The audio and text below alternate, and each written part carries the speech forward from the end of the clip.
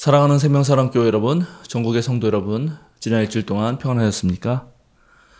오늘 예배에 참여하신 여러분 모두를 생명과 평화의 예수 그리스도의 이름으로 환영합니다. 오늘은 성령 강림 후 첫째 주일입니다. 저희가 매주 지키는 지구를 위한 환경 실천은 생선 대신 바다 해초를 먹읍시다입니다. 무분별한 또 수익만을 추구하는 그런 대규모 어업 활동은 해양 생태계를 망치기도 하고 해안가에 살고 있는 그런 거주민들의 삶을 위협하기도 합니다. 그래서 우리가 음식을 먹을 때 물론 생선을 한두 마리 먹는 건 좋지만 그런 어업 활동 때문에 망가지는 이 해양 생태계를 생각한다면 해초들을 먹는 것이 우리에게 더 도움이 된다고 생각합니다. 앞으로 생선 소비는 조금 줄이고 해양 생태계를 지속 가능하게 만들어주는 그런 바다 채소들을 더 섭취하시면 좋을 것 같습니다. 오늘 오후에는 서울 북로의 신도부가 주관하는 남녀청 신도회 연합체육대회가 있습니다. 여러분 모두 참여해 주시기를 부탁드립니다. 저녁에 사도신경 모임은 휴강합니다. 우리 교단의 미래를 함께 고민하는 기장 미래 포럼이라는 세미나가 열리는데 제가 거기에 발제자로 참석해야 돼서 먼 거리를 가야 돼서 오늘 사도신경 공부 모임은 휴강하도록 하겠습니다. 목회 운영위원회는 남녀청 체육대회 관계로 한 주 연기해서 다음 주 주일에 하도록 하겠습니다. 이제 성부, 성자, 성령의 임재를 알리는 세 번의 증언림과 함께 우리 모두 마음을 모아서 영과 진리로 하나님께 예배하겠습니다.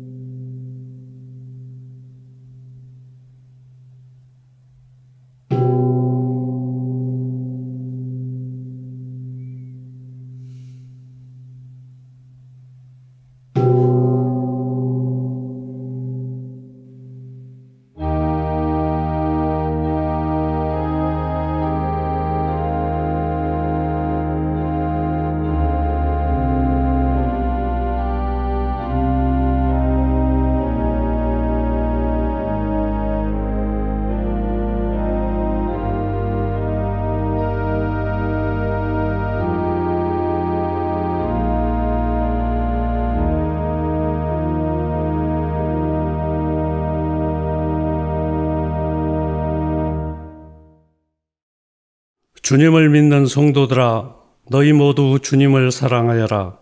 주님께서 신실한 사람은 지켜주시나 거만한 사람은 가차없이 벌하신다. 주님을 기다리는 사람들아, 힘을 내어라, 용기를 내어라. 아멘.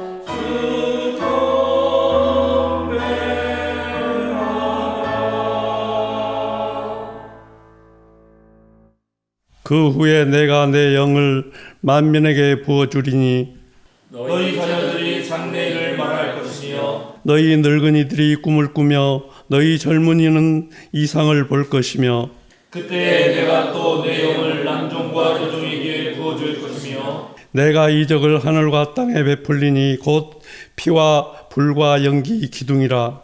여호와의 크고 두려운 날이 이르기 전에 해가 어두워지고 달이 빛빛같이 변하려니와 누구든지 여호와의 이름을 부르는 자는 구원을 얻으리니 이는 나 여호와의 말대로 시온산과 예루살렘에서 피할 자가 있을 것이며 남은 자중에 나 여호와의 부름을 받을 자가 있을 것임이니라. 아멘.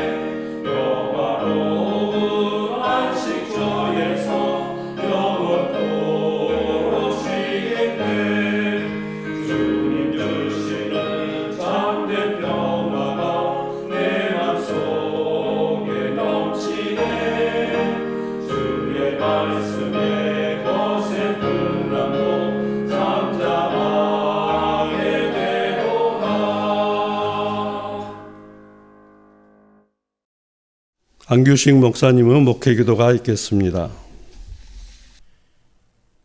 우리를 창조하시고 우리를 붙드시는 영원하신 삼위일체 하나님, 오늘 복된 주일을 맞아 우리를 이 자리로 불러주심에 감사를 드립니다.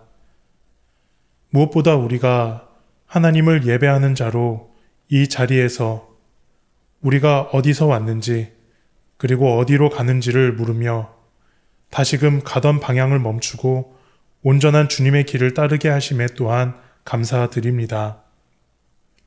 주님, 이 세상 한가운데에서 우린 주님이 없이는 스스로 설 수 없는 자임을 깨달았습니다. 진리가 무엇인지 알지도 구하지도 못했고 선을 행하기에도 무능했습니다. 다른 이들의 아픔에 무관심했고 심지어 나 자신의 아픔도 알지 못했습니다. 하지만 이 시간 우리 주 예수 그리스도의 십자가 앞에 서서 우리가 용납받아야 하는 존재임을, 서로가 용서받고 용서해야 하는 존재임을, 그리고 주님 부활하심처럼 우리 역시 새로운 존재로 매 순간 거듭나야 하는 존재임을 깨닫게 됩니다. 이 시간 우리 각 사람에게 용서의 말씀을 주시고 용서의 능력을 주셔서 우리 스스로를 용납하고 다른 이들을 용납하도록 도와 주옵소서. 주님 세우신 생명사랑교회를 위해 기도합니다. 영원에 헤아릴 수 없는 시간 속에서 한없이 넓은 이 우주와 무한한 사건들 속에서 우리를 그리스도 예수의 이름으로 만나게 하시고 서로에게 선한 영향력을 주도록 이끌어 주심에 감사를 드립니다. 서로의 얼굴을 통해 예수 그리스도의 얼굴을 보게 하시고 이 선하심과 능력을 세상에 전파하는 하나님 나라 공동체로 날마다 세워지게 하여 주옵소서. 이제 주님 말씀 앞에 섭니다. 각 사람에게 주시는 세미한 그러나 우리를 뒤흔드는 성령의 음성을 듣게 하시고 그 말씀 앞에 정직하게 서게 하시며 현실에 주저앉거나 핑계대지 않고 주의 말씀에 순종할 수 있는 능력을 주옵소서. 그렇게 성육신하신 주님의 말씀이 우리 삶 속에서 이루어져 우리가 서 있는 곳마다 생명과 사랑의 역사가 힘있게 펼쳐지게 하여 주옵소서. 이 모든 말씀 우리 주 예수 그리스도의 이름으로 기도드립니다. 아멘.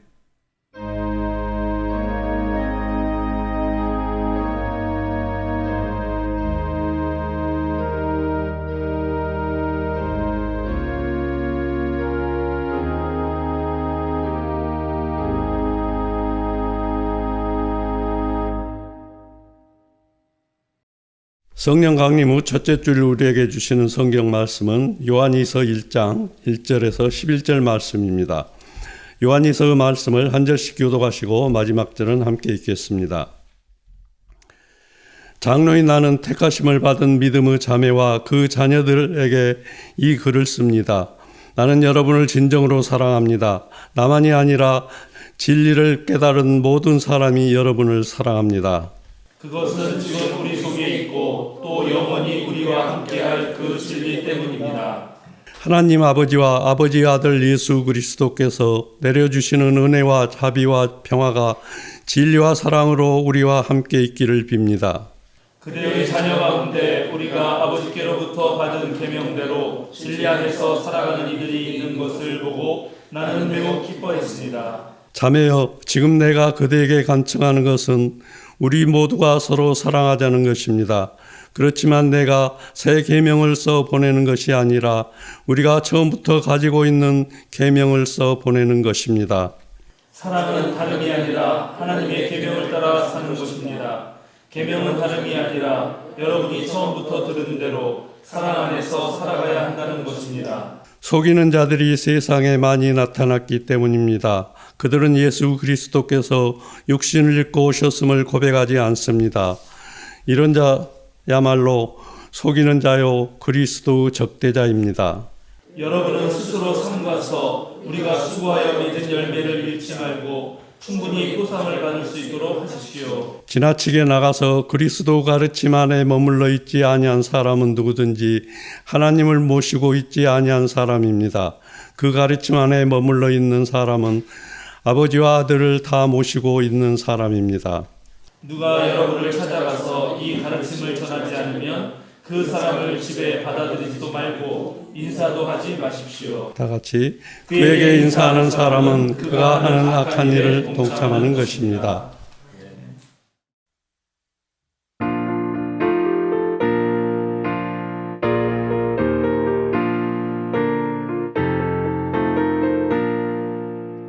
빈들의 마른 물같이 시드는 나의 영혼 주님이 약속한 성령 간절히 기다리네 아무로 메마른 땅에 단비를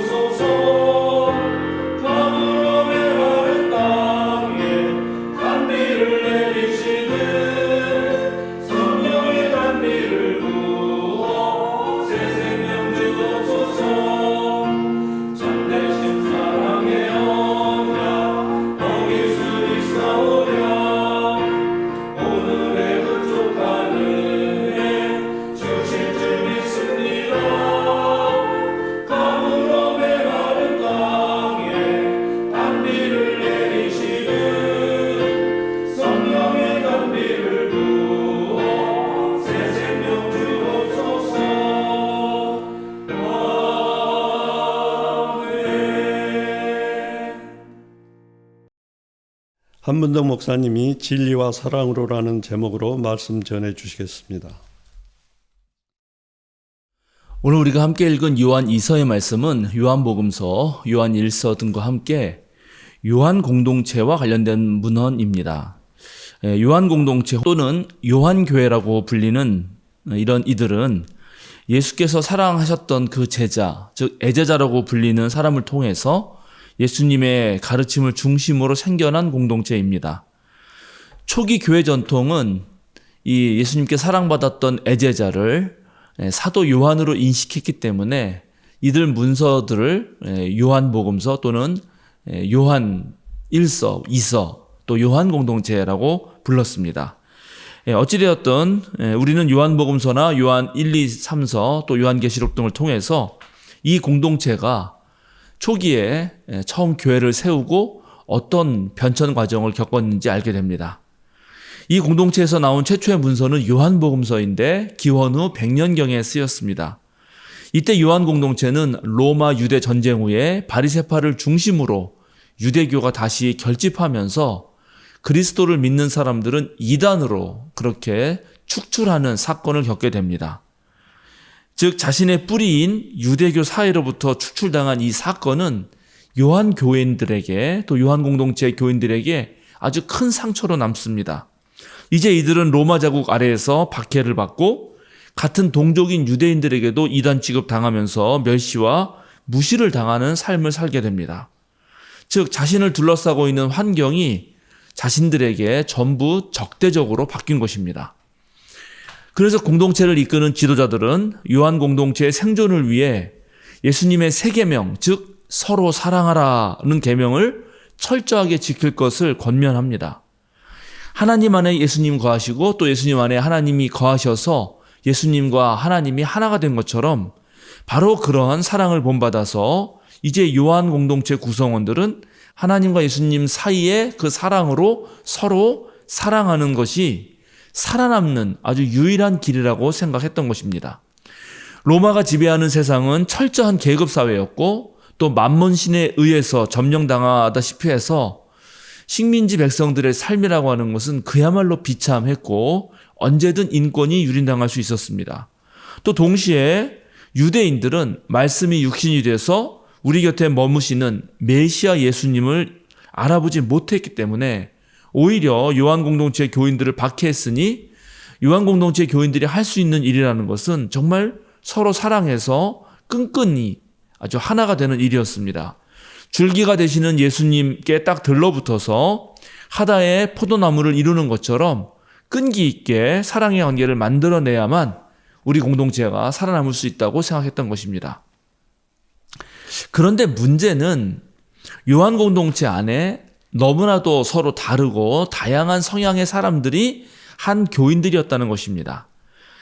세례 요한을 스승으로 모셨고 예수도 그의 계승자일 뿐이라고 생각하는 사람들, 그러면서 진짜 적통이 누구인가를 따지려고 하는 사람들이 있었고 또 이방인 취급받았던 사마리아인들도 있고 여전히 유대교 회당에 적을 두면서 자신이 그리스도인이라는 사실을 숨기면서 눈치를 보던 사람들이 있었고 또 반대편에는 회당을 박차고 나와서 떳떳하게 그리스도인이라고 말해야 된다라고 주장하는 강경파 그리스도인들이 있었습니다.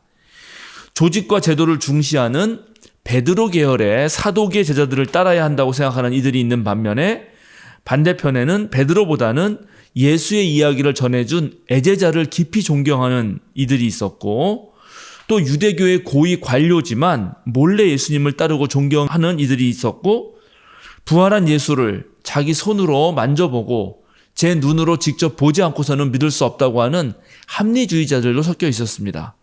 마지막으로 예수를 신령한 지식의 소유자라고 보는 그런 영지주의 사상을 가진 자들도 요한 공동체 안에는 있었습니다. 이렇게 서로 다른 생각과 다른 성향의 사람들이 잔뜩 있었기 때문에 요한 교회는 언제든 갈등이 일어날 수 있는 소지가 있었고 또 갈등이 일어나면 그것이 분열로 쪼개질 그런 위험에 있었습니다.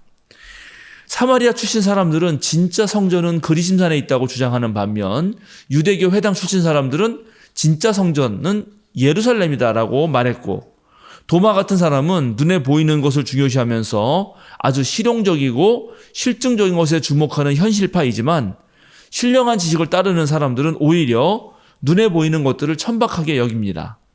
세례 요한을 잊지 못하는 이들은 지금 예수의 공동체인 이 요한 공동체에 남아있긴 하지만, 예수의 뒤를 잇는다는 사람들이 어떻게 행동하는지 그런 하는 행동들을 때때로 맞듣지 않게 여기곤 했습니다. 어떤 사람들은 황홀광에 사로잡혀서 계시를 받았다고 주장하는가 하면, 영의 흐름은 바람처럼 자유로우니까 공동체의 법과 규칙, 관습은 사실은 별거 아니다. 그래서 또 시시때때로 그런 것들을 어기는 그런 사람들도 있었습니다.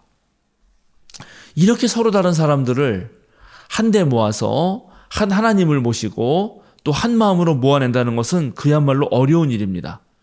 바로 그래서 요한계열 문서에 가장 많이 등장하는 단어가 진리와 사랑입니다.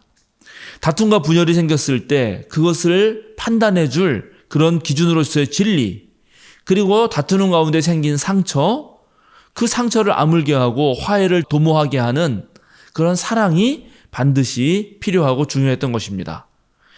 그러나 결국 요한 1서가 작성될 쯤 되면 영지주의에 깊은 영향을 받은 사람들이 예수님의 성육신 사건을 거부하면서 하나님 아들이 고난을 당하고 죽은 예수님과 같은 그런 분일 순 없다고 강력하게 주장합니다. 그러면서 정신은 고귀하고 육체는 천박하다는 이원론적 신념 속에서 부패하고 향락에 취한 그런 비도덕적인 삶마저도 정당화하려는 그런 움직임을 보입니다. 이것이 교회를 매우 어지럽게 만들었습니다. 요한 2서를 쓸 때쯤 되니까 이제 이런 영지주의 성향의 그리스도인들이 결국 교회에서 떨어져 나갔고, 떨어져 나갔음에도 불구하고 계속 이들이 외부에서 요한교회에 영향력을 미치고 있는 형편이 되었습니다. 그래서 바로 오늘 우리가 읽은 성경 본문에는 이런 구절이 있는 것입니다. 제가 요한 2서 6절부터 다시 한번 읽어보겠습니다. 사랑은 다름이 아니라 하나님의 계명을 따라 사는 것입니다. 계명은 다름이 아니라 여러분이 처음부터 들은 대로 사랑 안에서 살아가야 한다는 것입니다. 속이는 자들이 세상에 많이 나타났기 때문입니다. 그들은 예수 그리스도께서 육신을 입고 오셨음을 고백하지 않습니다. 이런 자야말로 속이는 자요, 그리스도의 적대자입니다. 여러분은 스스로 삼가서 우리가 수고하여 맺은 열매를 잃지 말고 충분히 포상을 받을 수 있도록 하십시오. 지나치게 나아가서 그리스도의 가르침 안에 머물러 있지 아니한 사람은 누구든지 하나님을 모시고 있지 아니한 사람입니다. 그 가르침 안에 머물러 있는 사람은 아버지와 아들을 다 모시고 있는 사람입니다. 누가 여러분을 찾아가서 이 가르침을 전하지 않으면 그 사람을 집에 받아들이지도 말고 인사도 하지 마십시오. 그에게 인사하는 사람은 그가 악한 일에 동참하는 것입니다. 그러니까 예수님의 성육신을 기억하면서 서로 사랑하라는 계명에 속한 사람들, 그걸 전하는 사람들은 얼마든지 사랑하지만 이제 예수님의 성육신을 거부하면서 제멋대로 행동하던 그 영지주의 사상에 빠진 사람들에게는 인사도 하지 말고 집에 들이지도 말라고, 그렇게 하면 오히려 악에 동참하는 거라고 말하게 된 것이죠. 1세기 후반부터 2세기 초에 시리아에 존재했던 이 한 초기 그리스도 공동체가 겪어야 하는 이 내후 외환을 여러분에게 소개해드렸지만, 사실 오늘날 한국 개신교가 처한 상황도 그렇게 크게 다르지는 않은 것 같습니다. 저는 지금 우리가 살고 있는 이 시대를 다중위험 시대라고 부릅니다. 왜냐하면 우리의 삶을 위협하는 위험 요소들이 도처에 깔려있기 때문입니다. 첫째 위험 요소는 뭐니 해도 기후위기입니다. 이것은 인간의 잘못으로 자연을 망쳐서 이제 자연이 우리에게 위협을 하는 그런 상황이 된 것이죠. 2016년 7월에서 8월 유난히 더웠던 러시아 중북부 야말로 네네츠 자치구에서 12살 목동이 탄저병으로 숨지는 일이 발생합니다. 어린이 50명을 포함해서 지역 주민 90명이 몸에 이상을 느꼈고, 그래서 모두 병원 가서 진단을 받았는데 그중에 8명이 탄저균에 감염됐다는 판정을 받습니다. 그런데 이미 탄저균이 발생한 그 지역에서 놀랍게 술록 2,300여 마리가 떼죽음을 당하는 일이 있었습니다. 시베리아 역병으로 알려진 이 탄저병이 이 지역에서 발생한 것은 1941년이었는데 그 이후 처음으로 이런 일이 벌어진 것이고 이것은 기후 위기로 인해서 이상고온 현상이 발생했기 때문입니다. 기온이 높아지니까 영구 동토층이 녹으면서 탄저균에 감염된 동물 사체가 그대로 노출되었기 때문인 것입니다. 올 여름 대한민국도 동남아의 국가들처럼 매우 더울 것이라고 하는 예고가 가득합니다. 지금 지구 전체가 매우 더워지고 있는데 그래서 극지방에 있는 얼음들이 매우 빠르게 녹아내리고 있습니다. 그러면 영구 동토층에 박제되어 있던 온갖 바이러스들과 균들이 다시 출몰하게 될 것입니다. 그런데 문제는 그 영구 동토층, 즉 언제나 녹지 않고 있었던 그러한 땅, 이 북반구에 가면 5분의 1이 그런 땅인데 이제 거기가 녹아내리기 시작하면 거기에 도대체 얼마나 많은 바이러스와 얼마나 많은 균이 있는지를 아직 인류는 모른다는 것입니다. 더더욱 놀라운 것은 그 균과 그 바이러스가 우리 인간에게 또 어떠한 영향을 미칠지도 전혀 모른다는 것입니다. 그런데 우리 대한민국은 바로 북극과 그렇게 멀리 떨어져 있지 않습니다. 만약에 북극에 있는 물이 녹아서 그것이 해류를 따라서 부산이나 인천 앞바다로 온다면 거기 물에 녹아있는 그 물속의 바이러스나 그런 균들이 분명히 같이 몰려올 것이고 그게 우리에게 영향을 줄 것인데 과연 그런 일들이 발생했을 때 도대체 어떤 일이 일어날지 현재는 아무도 모릅니다. 우리는 지난 2020년부터 3년 동안 코로나19 바이러스로 엄청난 고생을 했습니다. 그런데 그나마 코로나 바이러스 같은 경우는 그 앞전에 사스라든가 메르스 같은 동일 종류의 코로나였기 때문에 신종 코로나 바이러스가 생겨도 백신을 만들 수가 있었습니다. 백신을 만드는 것은 엄청난 시간이 걸리는 일이거든요. 사스나 메르스가 없었다면 아마 우리 코로나19 시절에 엄청나게 피해를 많이 봤을 것입니다. 그러나 다행히도 사스와 메르스에 준비한 그런 경험들 때문에 그래도 이 신종 코로나19는 3년 만에 무사히 넘긴 것이죠. 그런데 만약에 전혀 알지 못하는 바이러스가 갑자기 등장한다면 그것은 정말로 상상할 수 없는 일이 우리에게 벌어지게 되는 것입니다. 이것이 첫 번째 인류를 위협하는 가장 큰 위험 요소입니다. 둘째, 우리에게 큰 두려움을 주는 것은 인공지능의 급속한 발전입니다. 이것은 선악과를 먹은 우리 인간이 바로 놀라운 우리의 지능으로 만들어낸 것인데 이제 그 우리가 만들어낸 그래서 인공지능이죠. Artificial Intelligence입니다. 인간이 만들어낸 지능인데 그것이 우리를 배반한 결과입니다. 하나님께서 자신의 형상을 따라 창조적 자유를 인간에게 주었는데 인간이 하나님께 감사하기는커녕 도리어 하나님 없이 살아도 된다. 이제 내가 하나님이다라고 살았던 것처럼 이제 어쩌면 인공지능이 평범한 인간들의 지능을 넘어서서 인간에게 반항을 할지도 모른다는 두려움인 것입니다. 지난 5월 14일 한국 시간으로 그런데요. 오픈 AI사에서 새로운 인공지능 모델 챗 GPT-4O를 출시했습니다. 4는 4라는 숫자이고요. O는 라틴어 옴니의 줄임말입니다. 옴니라는 뜻의 라틴어는 어디에나 있는 모든 것이라는 뜻입니다. 우리가 전능하신 하나님 할 때 그 전능하시라는 라틴어 단어가 옴니포텐트거든요. 이거는 모든 것이 가능하신 이런 뜻입니다. 모든 것이 된다는 얘기겠죠. 이번에 이 인공지능에다가 이 옴니란 말을 붙인 것은 기존에 챗 GPT가 하던 5가지 기능을 모두 한꺼번에 할 수 있도록 업그레이드 시켰기 때문입니다. 첫째는 글자나 그림이나 소리 등 다양한 형식의 데이터를 처리할 수 있는 멀티모달, 다중 기능이죠. 이게 훨씬 더 업그레이드 됐고요. 둘째는 그림, 즉 이미지를 분석하고 그걸 설명하고 생성해내는 그런 것이 아주 잘 되게 되었습니다. 셋째는 실시간 웹 정보 검색을 통해서 얻은 최신 정보를 기반으로 해서 이제 옛날보다 훨씬 더 정확한 답변을 할 수 있게 되었고, 넷째는 외부 응용 프로그램인 인터페이스를 호출해서 새로운 기능을 확장할 수 있는 그러한 어떤 기능성적인 측면에서 한층 업그레이드 된 것이고요. 마지막 다섯째는 데이터 해석 능력을 바탕으로 한 사업에 아주 적절한 통찰을 제공하는 그런 것까지 부과된 것입니다. 이번에 이 오픈 ASI에서 시연하는 장면들이 동영상으로 많이 나와 있는데요. 물론 지금 아직 그런 것들이 전부 오픈된 것은 아니어서 다 시연해 볼 수는 없지만 만약에 그 시연한 대로만 된다 해도 엄청나게 놀랍습니다.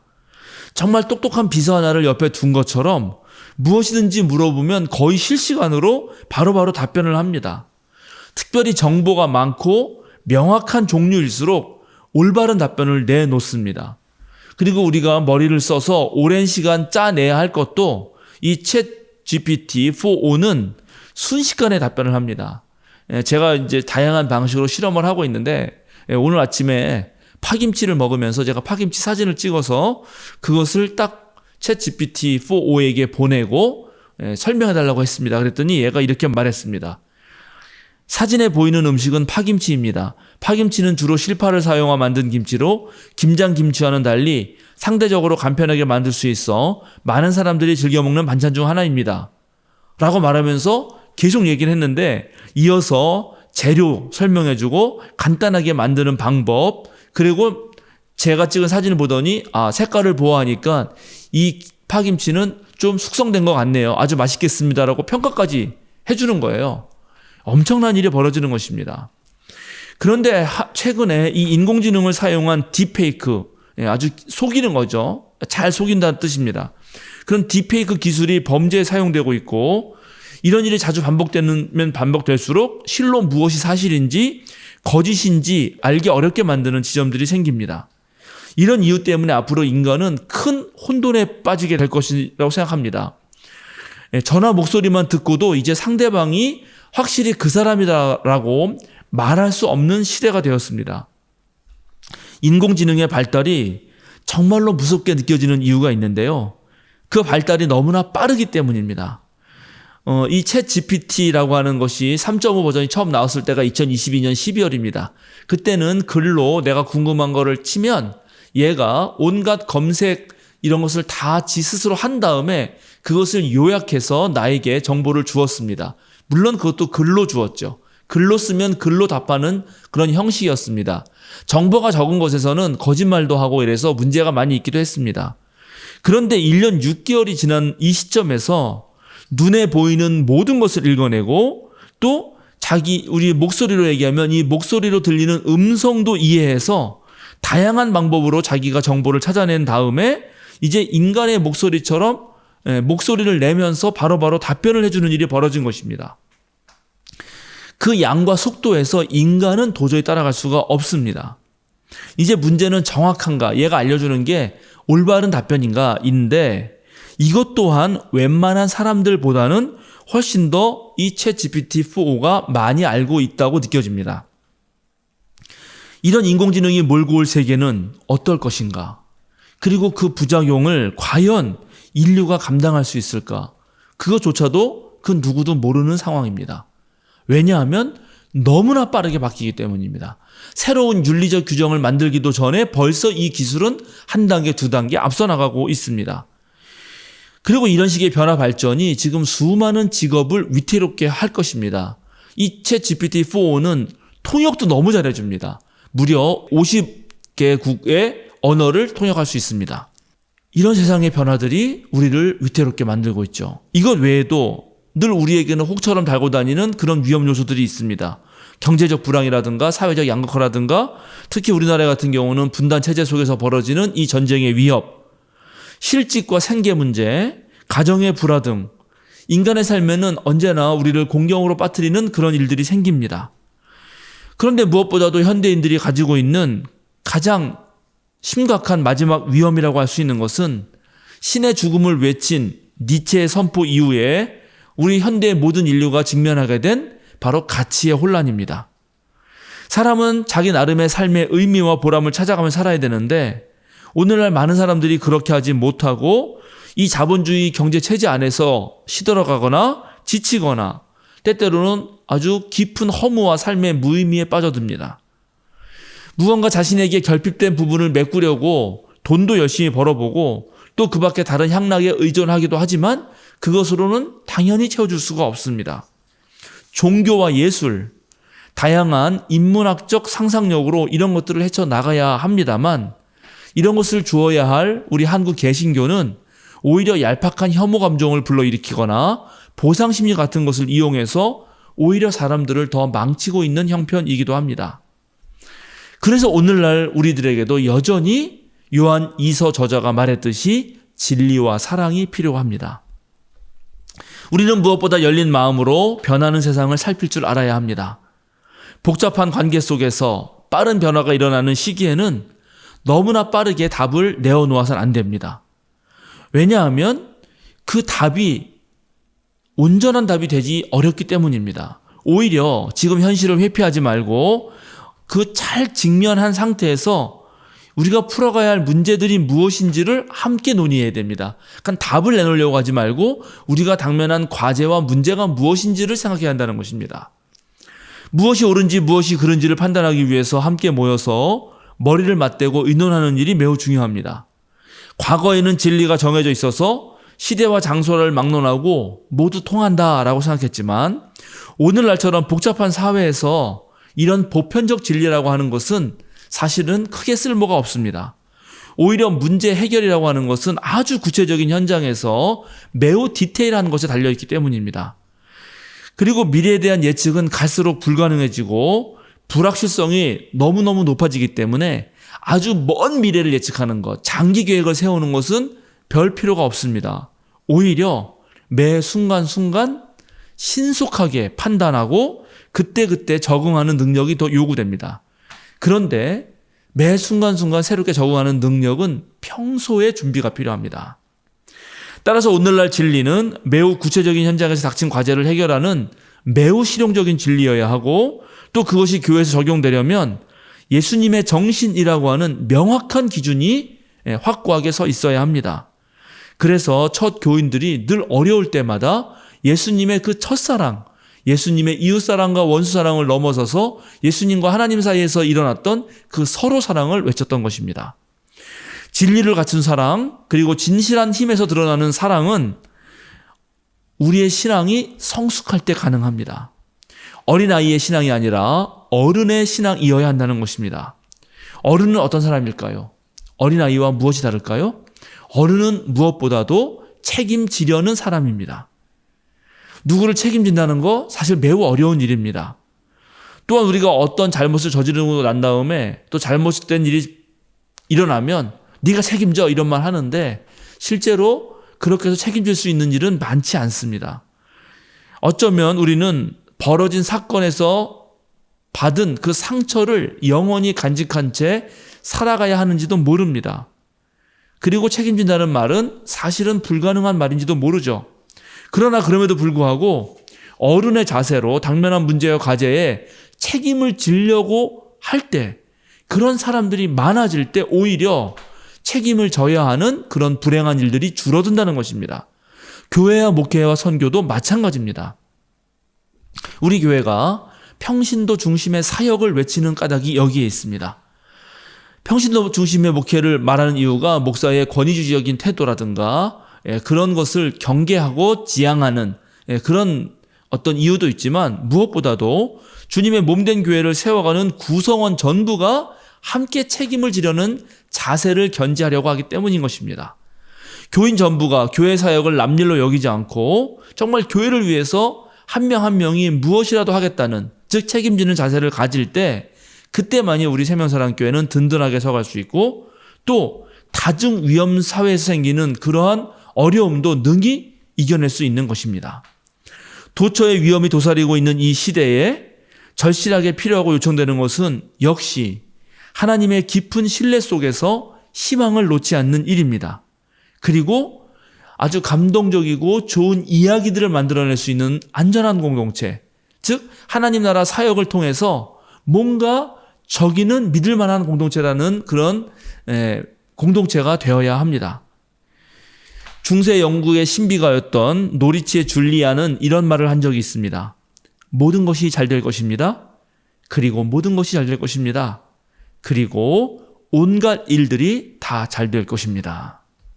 그런데 줄리안이 이런 말을 할 때 당시 유럽은 수십 년에 걸쳐서 흑사병이 나돌았고 당시 유럽 인구의 3분의 1에서 거의 절반이 되는 사람들이 죽어나갔습니다.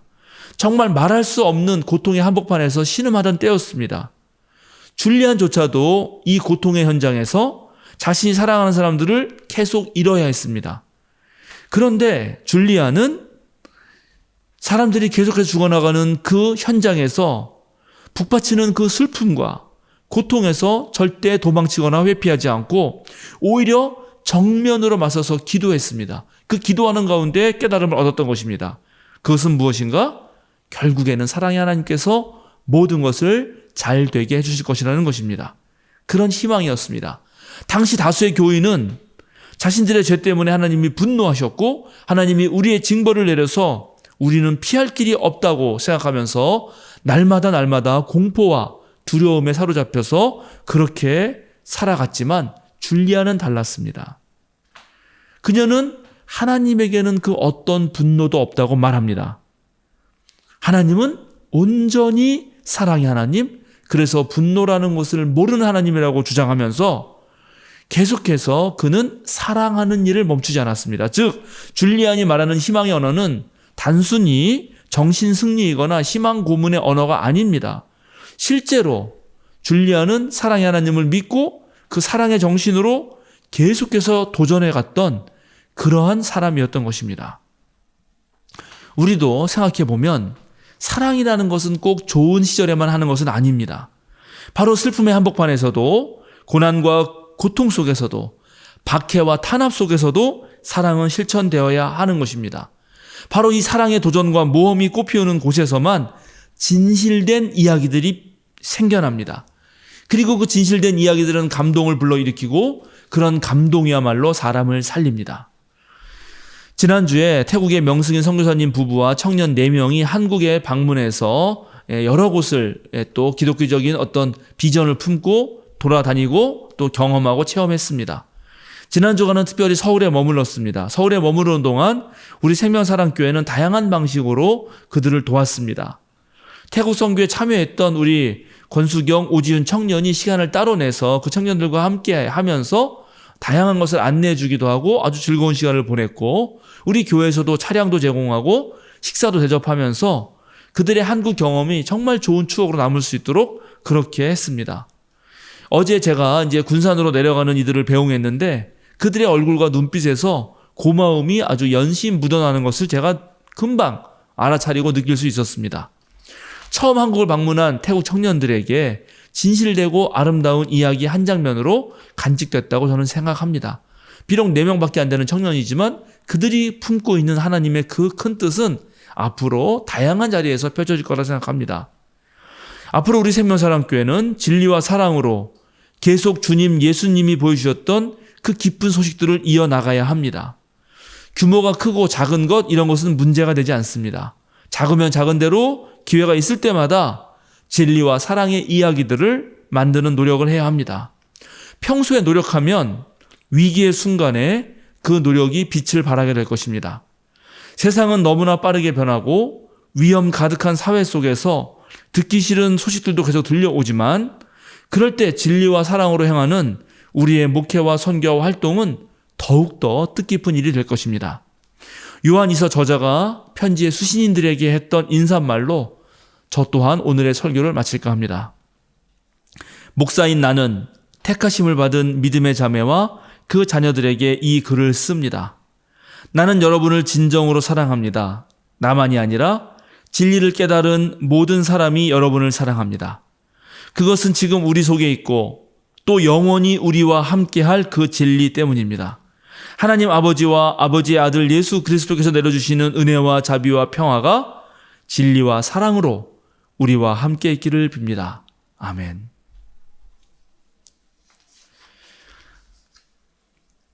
거룩하신 하나님, 세상 곳곳에서 아픔을 호소하고 고통으로 울부짖는 소리들이 들려옵니다. 그 어느 때보다 해수면의 온도가 높더니 전 세계 곳곳에 폭우와 우박이 쏟아집니다. 우리나라도 아직 5월이 지나지 않았지만 더위와 추위가 오락가락하면서 갈피를 잡지 못하는 날들이 계속됩니다. 세상은 너무도 빠르게 바뀌어 도저히 따라갈 수 없을 지경입니다. 기술의 발전이 세상을 밝게 하기도 하지만 동시에 더 짙은 어둠을 깔리게 하기도 합니다. 가치의 혼란과 불안을 느끼는 많은 이들이 두려움에 사로잡혀 있어서 이럴 때일수록 진리와 사랑이 더 요청됩니다. 진실한 사랑으로 우리의 길과 생명이 되어주신 예수님을 본받아 우리 또한 진실한 사랑으로 살아가게 하소서. 세상을 향한 기쁜 소식을 진리와 사랑으로 전하는 우리가 되게 하소서. 우리의 친구이시자 주님이신 예수 그리스도의 이름으로 기도드립니다. 아멘.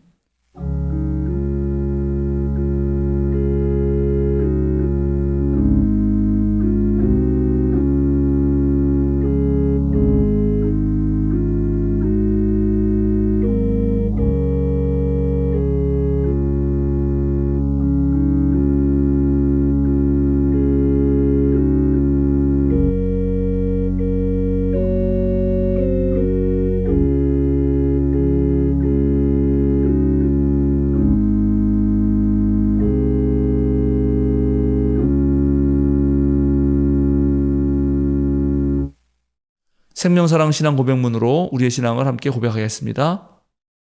우리의 궁극적 의미이신 하나님은 세상을 사랑으로 품으시고 따스함으로 다독이시며 모든 생명을 창조하시는 근원입니다.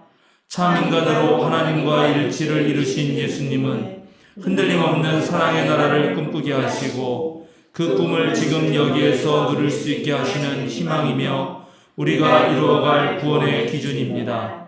모든 생명을 사랑으로 충만케 하시는 성령님은 우리의 삶과 역사를 진리로 이끌어 주시고 우리를 일깨우셔서 선한 뜻을 따르게 하십니다. 삼위일체 하나님을 만난 우리는 서로의 다름을 인정하고 약한 이들의 아픔에 민감하게 반응하며 그들과 함께 하겠습니다. 우리는 아름답고 선한 것에 주목하고 하나님의 창조 세계를 지키며 생명을 살리는 삶을 살겠습니다.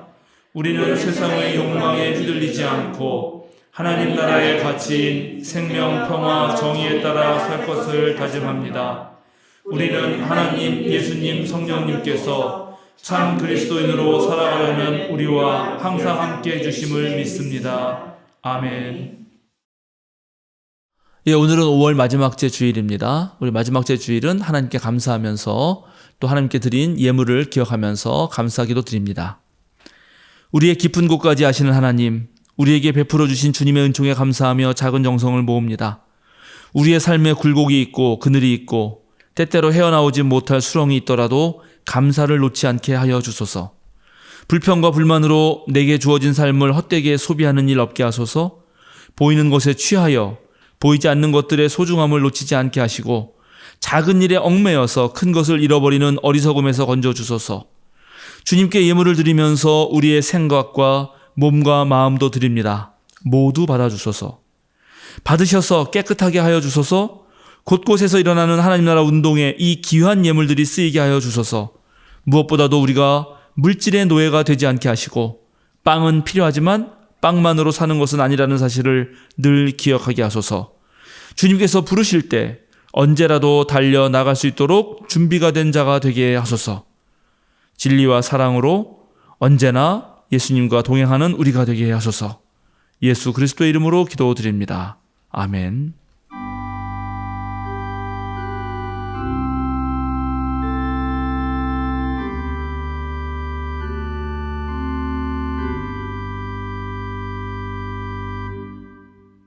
예, 다 함께 보냄 찬송 내가 매일 기쁘게 191장 하시겠습니다.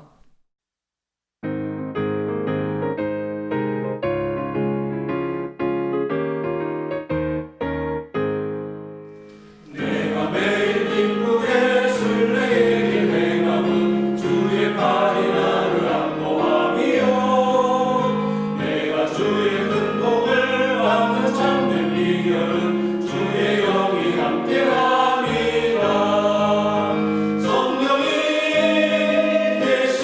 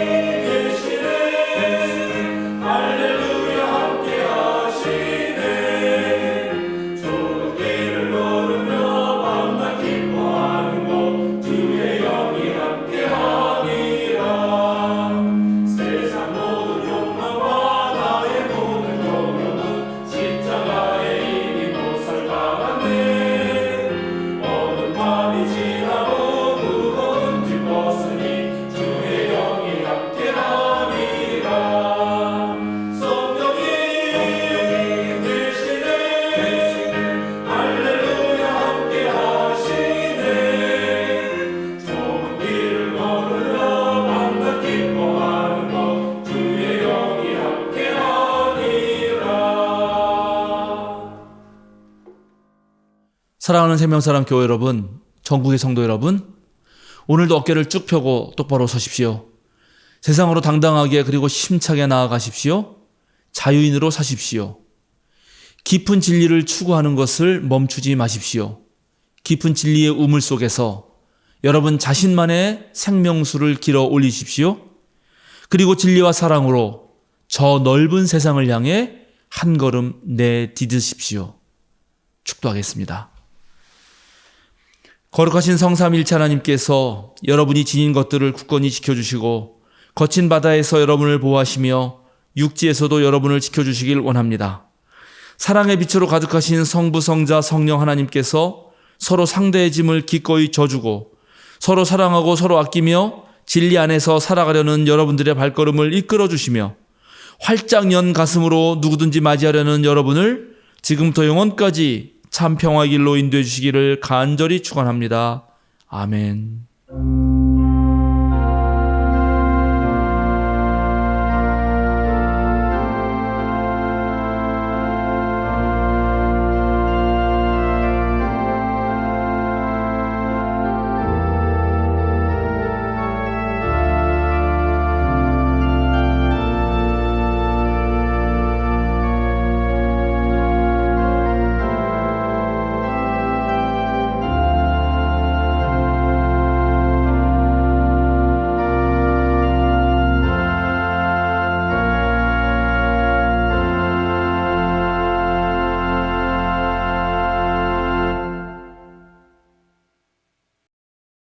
알림과 사귐 시간입니다. 오늘은 성령 강림 후 첫째 주일이자 도시농어촌 선교 주일입니다.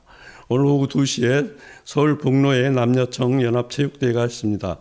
장소는 신한대학교 체육관이고 우리 교회가 속한 3지구 티셔츠 색상은 빨강색입니다. 5월 27일에 2차 기장 미래 포럼이 있습니다. 한문동 목사가 발표합니다. 주제는 미래의 기장교회 이렇게 준비하자입니다. 목회 운영위원회는 한 주 연기해서 6월 2일 주일에 진행합니다.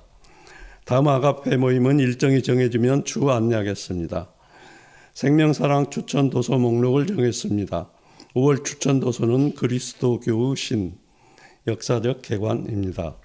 6월 추천 도서인 그리스도인이 된다는 것, 6월 1일 토요일 오전 6시에 월삭 기도회가 있습니다. 이번 주 생일자는 윤진희 성도 28일, 장영 장로 31일, 홍예빈 성도 31일입니다. 오늘 함께 예배드릴 수 있어 감사합니다. 한 주간 평안하시길 바랍니다.